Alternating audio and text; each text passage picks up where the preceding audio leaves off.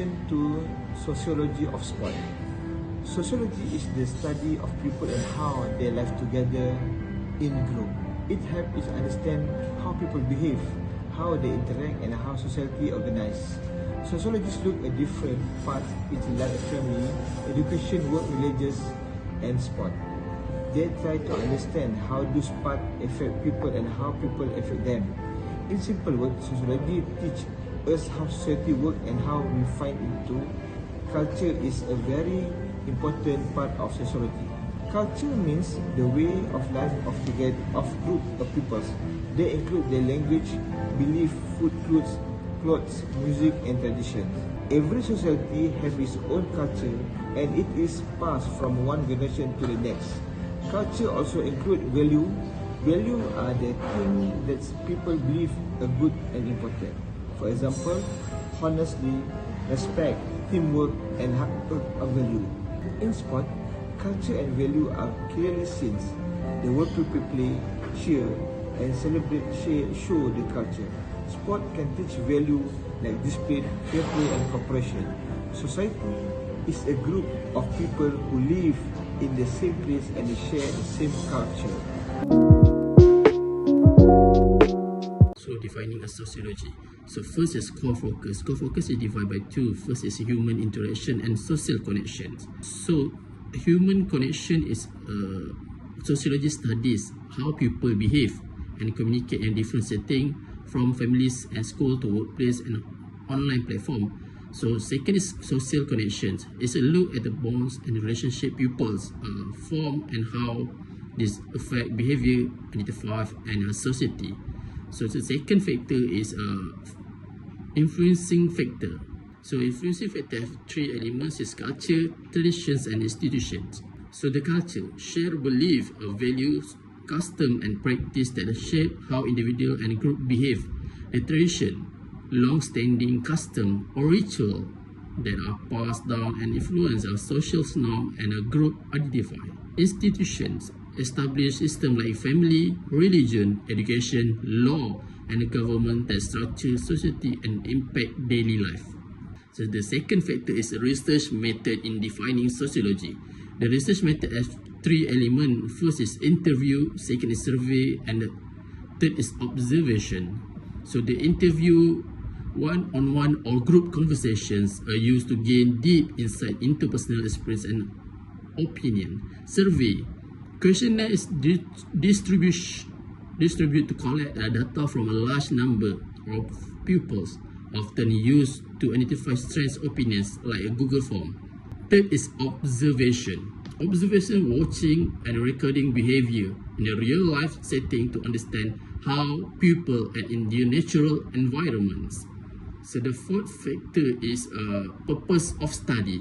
Purpose of study is divided by three. First, understand social patterns. So understand the social patterns is identify regulations in a behavior like how people typically react in a certain social situations. Second is study development of social rules, investigating how norms, law, and expectations come into existence and how people learn them. And third is identify social change, understanding what cause shifts in behavior, policy, or culture, such as technology, protests, or educations.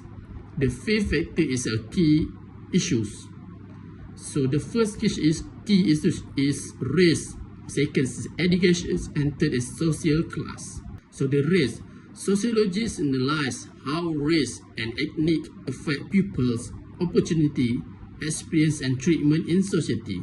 Gender examines how gender roles and expectations affect pupils' behavior, powers, dynamics, and inequality. And the third one is social class. It study the impact of economic status, of lifestyles, educations, health, and social mobility. So the last one is outcome and impact. First is build awareness.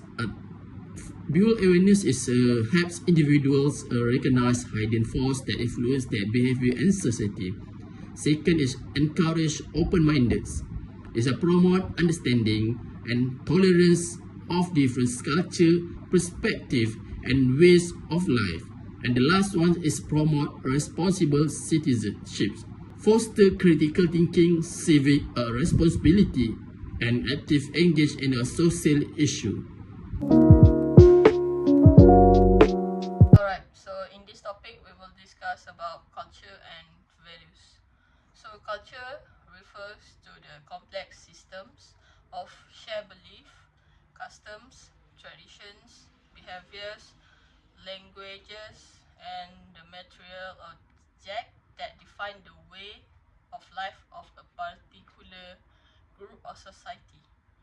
It includes the accumulated knowledge, practice, and norms passed down from generation to generation, shaping the collective identities and social structures of its member. Culture also influences how individuals perceive the world, communicate, and interact with others, providing a sense of belongings and continuity within a community. A vital component of culture is also values, deeply held but principles and standards that guide behavior and judgment about what is important, desirable, and morally acceptable. So these values influence decisions, priorities, and social expectation in both everyday life and long-term goals. So in the context of sports, culture and values play a crucial role in shaping the behavior of athletes, coaches, and also fans. So sporting cultures typically emphasize values such as teamwork, disciplines, dedication, respect, and fair play, which influence how individuals approach training, competition, and also sportsmanship. So a strong example of this can be seen in Malaysia, where badminton is more than a popular sport in Malaysia. It is a symbol of national pride and unity across ethnic and regional lines.